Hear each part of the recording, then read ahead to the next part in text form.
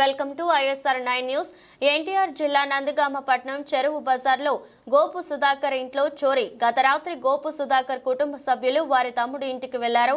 ఇంట్లో ఎవరూ లేకపోవడంతో తాళాలు పగలగొట్టి బంగారం 25,000 రూపాయల నగదు ఎత్తుకెళ్లిన దొంగలు గురువారం ఉదయం యజమానుల ఇంటికి వచ్చి చూడగా తాళాలు పగలగొట్టి ఉండటంతో పోలీసులకు సమాచారం ఇచ్చారు. సంఘటన స్థలానికి సిఐ వైవిల్ నాయుడు ఎస్ఐ శాతకర్ని చేరుకుని దర్యాప్తు ప్రారంభించారు. సాధ్యమైనంత తొందరగా దొంగను పట్టుకుని బంగారం డబ్బులు రికవరీ చేస్తామని సిఐ నాయుడు తెలిపారు.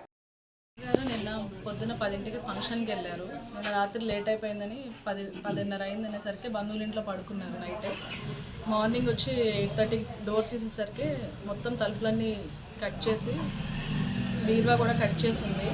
మొత్తం వస్తువులన్నీ బంగారం వస్తువులు మొత్తం పోయాయి. ఎంత ఉంటుందండి బంగారం? 25 కాసులు బంగారం, 25,000 క్యాష్, కేజీ వెండి దాకా ఉంది. మొత్తం పోయాయి.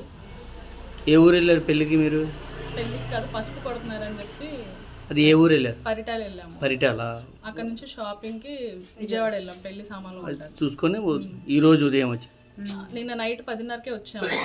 లేట్ అయిపోయిందని బంధువుల ఇంట్లో పడుకున్నారు. నందిగాంలో బంధువుల ఇంట్లోనే పడుకున్నారు. మార్నింగ్ 8:30కి వచ్చారు. వచ్చేసరికి మొత్తం డోర్స్ అన్ని తీసేసింది. అది సమాచారం పోలీసు వాళ్ళకి మీరు ఇచ్చారా? లేదా వెంటనే మీరే చూసారా లేదా చుట్టుపక్కల చూసారా? మా అమ్మగారే చూశారు. డోర్స్ తీసేసి ఉండేసరికి వెంటనే పోలీసులకు సమాచారం అందించాం.